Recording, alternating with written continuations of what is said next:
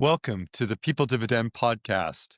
I'm your host, Mike Horne, and I am absolutely delighted to have an extraordinary guest today in our virtual studio. And what makes this CEO and co-founder of BrainTrust, Adam Jackson, remarkable is that he's helping to pioneer a shift in the world of work. And I know for all of us working in people and culture and human resources and trying to uh, tap all of the potential that exists in the workforce and in the workplace, our conversation with Adam Jackson, the CEO and co-founder of BrainTrust, will help us to enlarge that conversation um, beyond the ways we think about job marketplaces, because he's taken a different twist on this around where the ownership lies. And I think at the heart of what we know about BrainTrust, or what I've been told about BrainTrust, it's has a clear and ambitious agenda, but it's about providing global talent with the tools and resources they need to thrive. And I think Adam's vision for BrainTrust is rooted in empowerment, but I'm going to let him say more about that. And Adam Jackson, why don't you tell our audience about yourself and who you are and what led you to BrainTrust? Sure. Well, Mike, thanks so much for having me. So a quick background on myself. I'm a software engineer by training, studied computer science at Vanderbilt University, and then moved out to Silicon Valley almost 23 years ago or so now. And kind of a programmer turned entrepreneur. My first business was a online shopping site that allowed people to search online for locally available products. And that was a novel concept back then. We built that into a national marketplace, and we're acquired by Intuit, where I spent a year as a product manager and really learned. It's a great place to study product management. Then my second company is called DriverSide, which was a web-enabled marketplace connecting car owners with mechanics who had capacity in their service bays. We grew that into a national marketplace, eventually acquired by Advanced Auto Parts. And then I started my third company in 2012 called Doctor on Demand, which is now one of the largest video telemedicine services in the country, that connects patients who have either kind of low acuity medical issues they need, like sinus infection or pink eye or something like that, or behavioral health issues, therapy, with licensed providers that can help them over video, save them a trip to urgent care or emergency room. I started that company with Dr. Phil from television, and that's we merged that with another large enterprise healthcare company that will hopefully go public here someday. And then I took a little time off and started our new mission that became BrainTrust, which is really the mission is to help both employers and talent connect in the most efficient way possible to maximize kind of joy in what they do for a living, maximize earnings. And so we took a look at the existing talent marketplace world where talent apply to lots of jobs and don't hear back. The middlemen take lots of fees, 25, 30, 40% on these talent marketplaces. So we decided to start a very low fee talent marketplace back in 2018, focused just on tech people. So programmers, product managers, designers, AI engineers, security engineers, that sort of thing. And started off with a very low fee. The client pays 10%, the talent gets their full rack rate. And we grew that really quickly, kind of through the boom years of 2020 and 2021, when you just couldn't find enough programmers. And then in 22 and 23, the economy really pulled back and it became much harder for these folks to find jobs. And that's when we started building AI tools to further reduce friction. So we built AI screeners, AI matchers, and then eventually BrainTrust Air, which is a full end-to-end AI recruiter, AI Air. And the way Air works is the employer will start typing in a job description. Air will write the full job description tailored for their company. We'll post it to BrainTrust, but also LinkedIn and Indeed and wherever else. And then, you start, if you're on the hiring side of this equation, you know where this gets difficult is, you get hundreds, now over 1,000 on average applicants for these roles. And this becomes a rough experience for both sides, right? There's too many, people can't break through the noise on the applicant side, on the hiring side. How could you possibly look through all these? So what AIR does is it analyzes every application, every resume that comes in. And let's say you got 1,000 applicants. It'll take a look at every single one of them and then narrow it down to a short list of, say, 100 folks that you could be qualified for this role. And then AIR will actually reach out to each of those 100 and conduct an in-depth interview over live video, just like we're doing now. And it's a pretty deep, it's built on LLM technology. So it's a pretty deep conversation. We built it first for just technical roles, but now we've expanded it into nursing and teachers and accountants and retail workers and Uber drivers and you name it. It can screen for any role. But basically, we'll interview those 100 people essentially in parallel on demand. So you cut out all the scheduling back and forth and the no-shows. And then it will build a live scorecard for each person interviewed. And then it'll hand the hiring manager back, say, the best 5 or best 8 or best 10 applicants. And then that recruiter or hiring manager can pick the process back up and just focus on the folks that we know are, have been well vetted and are potentially great matches for this role. So it AIR compresses the hiring cycle from like 5 or 6 weeks down to 1 to 2 days.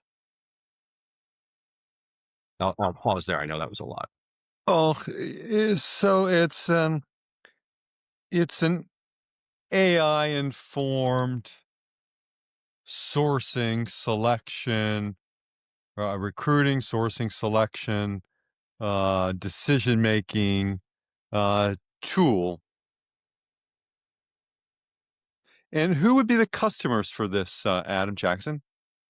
Sure. So we have a huge breadth of clients using this, anywhere from smaller kind of venture-backed startups to mid-market private companies. Staffing firms are actually getting a ton of use out of this because staffing firms are in the business of placing qualified talent expediently to their clients. So we're having huge traction with staffing firms all the way up to the Fortune 1000 that have a major brand will post a job on their careers page and get 2,000 applications, right? And so, and then we started again just with tech roles, but now have recently in the last 6 months expanded into all roles. So we're finding great traction anytime there's too many applicants, high volume, high churn roles, that kind of thing. It's not really for the C-suite or whatever. Those are still a different motion.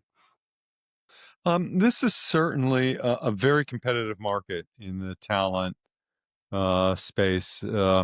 What are the ways that the technology that you bring makes the BrainTrust product distinguishable from so much of this technology that's flooded the HR marketplace? Yeah, so we've seen a lot of kind of small point solutions in the HR tech marketplace where it's like, there's a lot of what I'd say co-pilots that will sit on the interview with a human recruiter and take notes. And so I kind of like zooming out, I group these tools into 2 buckets. It's either co-pilot kind of AI that helps you do the work a little faster, maybe 10, 15% more efficient. And then there's AI that does the work for you and frees up the resources team to do stuff that's far more important to the organization instead of just dozens and dozens of repetitive interviews every day, right? Which is it's not work that is well suited for humans. And so BrainTrust airs in that latter camp of it takes a big chunk of the work that your HR team is doing and does it for you, probably does it with a little more accuracy, and then it frees up your team to go build relationships, make sure these people are a good cultural fit, do the stuff that they got in HR to begin with. So the initial screen, you post a job on LinkedIn, expensive for a lot of small employers, and LinkedIn isn't a willing negotiator usually. I mean, having been on the buy side of talent, leading talent acquisition teams across the world, I've seen a fair share of ATSs and others, and just as a human resources executive as well, thinking about all of those components that go into the acquisition of talent. So some of this has been around a while. What are you using to screen in, or however you think about it, screening in, screening out candidates from the 1,000 that apply to your LinkedIn post? Is it a keyword search? Is it is it looking for strings, or how do you think about that? Yeah, so we actually don't use any of the typical kind of keyword searching grep for strings kind of thing, because that can easily be gamed. What we do is we load the entire resume, and then if there's a further, if you're coming through our BrainTrust portal, there's further pre-screen application questions. Describe to me your experience. Why are you the best fit for this job? Tell me about similar jobs you've done in the past, and the typical kind of pre-screening questions. And the fact that whether those get answered or not is also a good indicator of how serious the candidate is. So we load all that into what's called a vector database, and then we'll do machine learning matching based on the job description and the skills we know we need, and then sort of a vector database summary of whether that person's likely a good fit or not. That's how we narrow the list down. And then once Air has the live discussion, it's actually really fascinating. It's let's just say that this is a role like a senior Java developer, and Air will ask, tell me about your using different frameworks. I see you used to work at, let's say, the Bank of America. Tell me about the frameworks you use there. And Air will continue to ask follow-up questions until it feels like it has ascertained your skill level, the applicant's skill level on that. So it's not, it's a very important distinction. There's a lot of tools out there that will read a question, record the answer, read a question, record the answer. And then a human on the back end has to go watch that interview. That's not saving any time, right? I mean, you might help on scheduling, but this, the Air tool is specifically fine-tuned for each role to understand the person's responses, ask follow-up questions, and then give them a 1 to 5 rating per criteria, and then you get a composite score at the end. And I have a couple of questions, and I'm sure this will be of interest to our audience.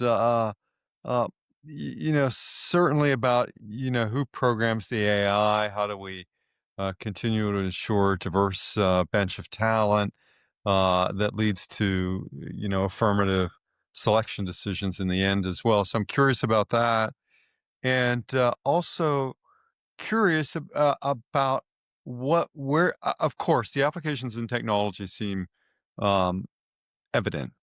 Programmers, developers, all of the things that you mentioned earlier. Where are the next areas, where you see the breadth of application of the tool, Adam Jackson? Sure. Yeah. So I'll take those questions in reverse order. Yeah. They're Okay. both, yeah. They're both important points. Right. And so that's why I love talking to domain experts in this space, because if you haven't the experience in the space like you do, this all sounds a little like, okay, maybe it works, maybe it doesn't. But so let's drill into the details here. So so we started in tech because that was where our marketplace, and it still is. We still have this great, vibrant marketplace that connects tech talent with opportunities. And then we showed it to our clients, and they're like, that's great. We'll use this for tech, but tech's only like 3-4% of our hiring. Can you do this for our compliance professionals, our in-house legal, in-house accounting, in-house operations? We're building, we just launched a version for healthcare where, there's a national nursing shortage, and nurses typically work on 13-week contracts. And so the questions, so we program it to it'll text a nurse and say, hey, we have this new role coming up at this hospital in Louisville, Kentucky. Is this interesting? Yes or no. If it is, then it'll ask follow-up questions. Are you credentialed to work here? Can you do this type of clinical work? It'll just be text back and forth because that nurse is typically busy. He or she may not get to the interview until like 2 or 3 in the morning because they work odd hours in the hospital. So it cuts out all that scheduling back and forth. It sort of uses the medium that the applicant would prefer to use. Some love the video call, some want just a phone call, some want to do it just via text. So we built a full solution to be able to handle all those use cases for staffing firms generally, but any enterprise can use them. So that's where we're seeing a lot of expansion outside of just tech. And then moving on to the bias piece. I mean, we knew this would be a massively important, staple of the product when we started building it from scratch a year and a half ago. And it basically, employers want the best fit for the role based on ability, right? And so, and then there could be some kind of cultural piece later, and I don't mean cultural like ethnicity, but like corporate culture, right? Like you could have the same Java developer who'd be a great fit at B of A, but not a great fit at Google, or vice versa. Same skills, right? But those are two different, corporate cultures. So we don't do that part. That's the part HR does. But on the bias piece, the AIR was specifically designed to ignore age, gender, race, ethnicity, even if the person speaks with an accent, if English is not their first language, all of that stuff is ignored.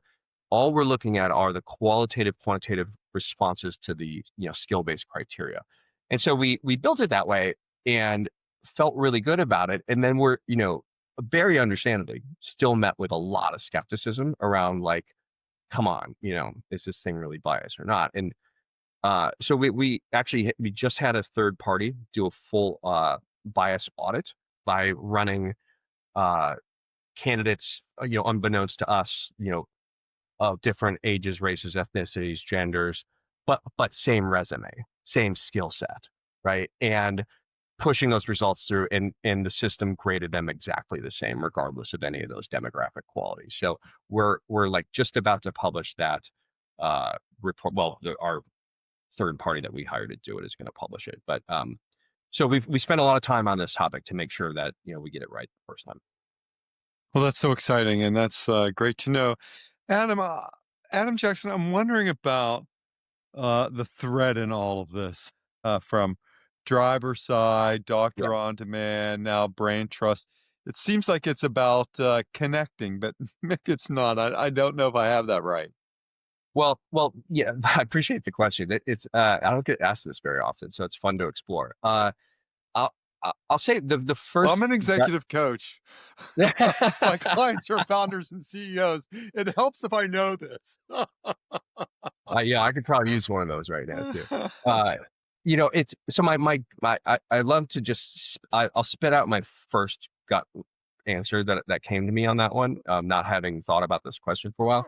It's I've been really passionate. I'm a technologist at heart. I've been, I was a computer dork as a kid, and then I decided like, I think it'd be really cool, and you can make money building technology that just makes people's lives less hard, right? Like, and that's the through line through all of it. Like in college, I used to program open source shopping cart systems for retailers. And this is way before, I mean, it was way before its time, but I was like, man, people should, it should be easy to sell online. You shouldn't have to like hire engineers to do that. And then, so that's kind of what gave birth to Market Square, which sold into it. And then on the driver side piece, I was like, why is finding a mechanic and knowing what your brakes on your Camry should cost? Why is that so hard? And this is back in the day when like you really couldn't trust a mechanic, right? I think it's gotten a little better now, but and so we built tech to be like, hey, why do I have to spend all day, take a day off work, and like, not know if I'm being ripped off by a mechanic? So we use technology to solve that problem. Doctor on demand, same thing. Like, look, my 3-year-old has pink eye. She gets it every 6 months. Why do I need to take a day off work and sit in urgent care and get sneezed on when I can have, board certified doctor look at her in 10 minutes, have, the eye drops called into the pharmacy. So it's, and then, back to my roots as a technologist with BrainTrust is like, why is it so hard to find a good paying gig or job as a programmer? And once I find it, why am I paying 30% to the middleman, of my annual salary? This is ridiculous, right? So it's like using tech to make your life less hard. And then with AIR, it's almost 10x that, right? It's like as an applicant, I've been on both sides of this. Like as an applicant, you're like, geez, I apply for like 10 jobs a day. I never hear back, and unemployment is, in the knowledge worker world, unemployment has high and been rising. It's not reflected in the national numbers. Um, and it's demoralizing to apply to that many jobs, not even get a look, right? And then on the other side, if you're a recruiter or hiring manager, it's demoralizing to post a job and see you have 1,200 applicants. How the hell am I supposed to look through all these and be fair? And so a lot of good candidates are never getting a look. And so AIR really does solve that problem. Is like every single applicant gets a look. They are analyzed. You can see it in the system. So when we've actually gotten a lot of talent feedback, so after they do the AI interview with AIR, we ask them like, how was that experience for you? What'd you think of it? We were worried people would be freaked out by it or they think it was stupid or whatever. And overwhelmingly, we heard the same thing is, I'm just glad I got a real interview here. Like I didn't expect to even hear back, and I know I'm qualified for the job, right? So I think that's the through line is like, just like there's a lot of tech that makes people's lives worse. But let's try to build tech that makes people's lives suck less. Oh, that's great. So, a technologist at heart who's solving problems. It reminds me, and for those of you who can and have the time, I'd encourage you to go back and listen to an episode with Emily Winston, the founder of Boychik Bagels.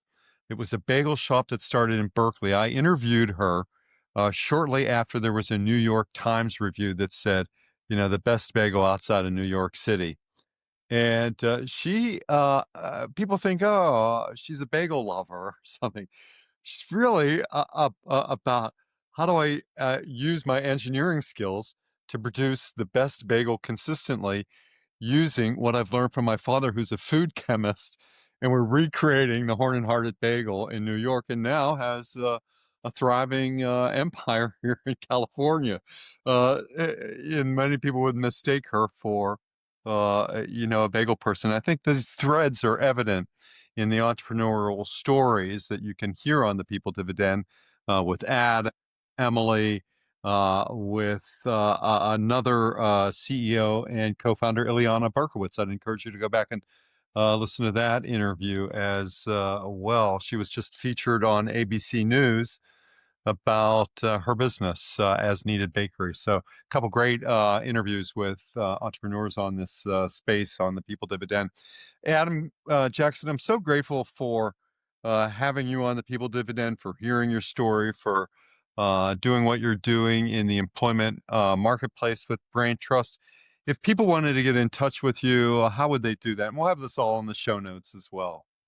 Yeah, sure. So if you want to use BrainTrust as a hiring manager, use AIR to make your life easier, go to braintrust.com, hit sign up. It's real easy. We'll get you right in. And if you want to contact me personally, Adam@usebraintrust.com. That's great. So Adam, once again, thank you so much. It's been so great to have you as a guest on the People Dividend. And until the next episode, stay well. Thanks, Mike.